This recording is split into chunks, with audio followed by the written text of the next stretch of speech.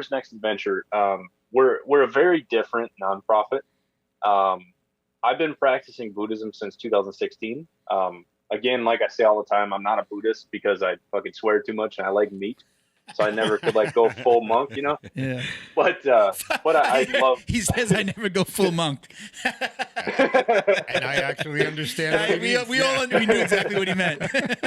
Yeah, I couldn't do that, man. So it's like, you know, I've had a lot of veterans call me the Buddha veteran because, you know, I still like guns and, you know, all kinds of like the veteran stuff. But at the same time, I'm all about, you know, being peaceful, being calm, being nice to everybody that you meet, and using mindfulness just to get used to what's going on around your surroundings. So the majority of what I teach has a lot of Buddhism thrown into it. I don't really label it that, because if I were to say, oh, we're doing Buddhism, you get half the Christians be like, oh, fuck that guy, you know, because we're out.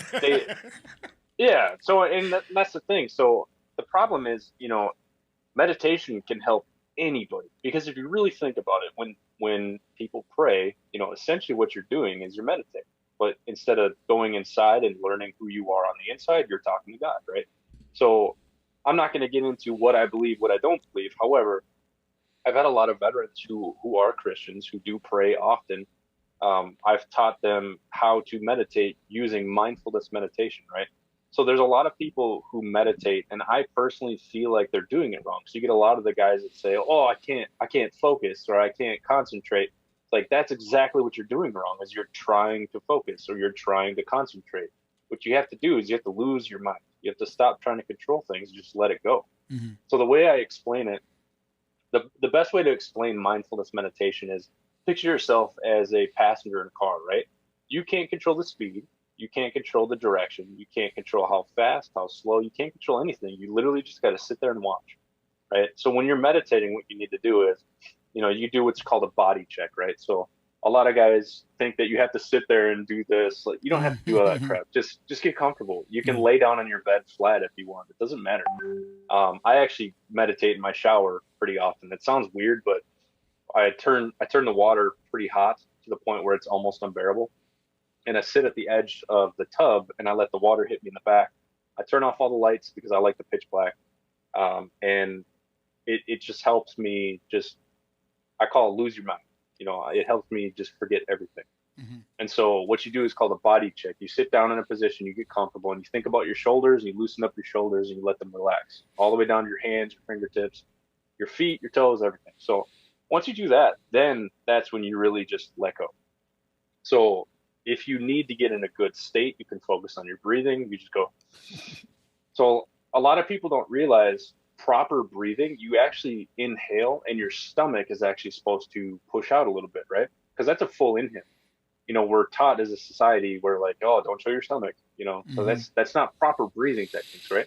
So when you take in a deep breath, you expand your stomach, right? So if you look at some of the Hicks and Gracie stuff, because he was big on meditation. Yeah. Pushing his stomach all the way out, sucking it all the way in. His breathing techniques are great.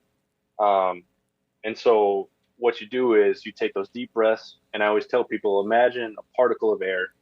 You taking a deep breath, and you imagine that particle going down into your lungs, into your heart, through your bloodstream, down to your toes, and then back up to your heart, through your lungs and out. And when you breathe out, you watch that particle disappear off into space. And eventually, to me, what happens is I feel like I am so relaxed to where, you know, I'm not so connected to my body anymore. And so eventually, after time, you know, when you're sitting in that passenger seat, you just let your mind wander. There's a lot of people who have had some pretty horrible traumas in their life, which is part of the reason why I started Warriors Next Adventure.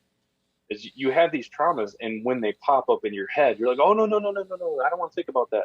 That's exactly what you shouldn't do. You know, because if something pops up in your head, it's usually because it's something that A, you haven't addressed. B, it's something that's hindering your ability to move on from a trauma in the past, right? So there was one time I was meditating, and I thought about a time in 8th grade. I still remember this. 8th grade, first day of school. I was an awkward kid. I didn't really know how to talk to people. And so I had a stick of deodorant in my bag. And so everyone was just sitting there talking, and I'm like looking through my bag like, oh, what's in here? I knew it was in there, but I just didn't know what to do. So I took out the deodorant, I put it on, and this girl looked at me like, "Oh, gross!" Like that shit literally popped through my head one day. I'm like, why am I thinking about that right now? Right? Did I ever stop and like, think about why was that awkward for me, and like why did I have to feel like I had to do something to be noticed? Right? And so I think that's, what I determined from that is sometimes it's okay to go unnoticed. It's okay to just be quiet. It's okay to just sit and observe. And so one of my biggest issues for the longest time, until about 4 or 5 years ago, is I felt like I always had to say something. But you don't always have to, right? And so with Warriors Next Adventure, there's a lot of times that I'll take people out on a hike or something like that. And I noticed that there is a lot of power in silence. And so I fucking talk a lot. I mean, I run a podcast because I talk so goddamn much. But when we get out on a hike and I notice that, this particular veteran is not going to benefit from me constantly talking, but maybe just say a little piece and then just be quiet and wait for them to respond. Right. And so that little tiny moment has helped me so much because I actually addressed it and I thought about it. And then I got deeper into thinking about, why was I so, focused on having some sort of interaction when I could have just sat there, you know? And so you have to really stop and think, why am I thinking about this? So whenever a memory pops in your head or there's something that pops into your head and you immediately want to push it away, you should actually let it come in and just figure it out, see where it goes, because it could really help you learn something about yourself. And so this is what I teach to a lot of veterans. There's some non-veterans who come to my meditation stuff, and it works for anybody. You have to be able to let go.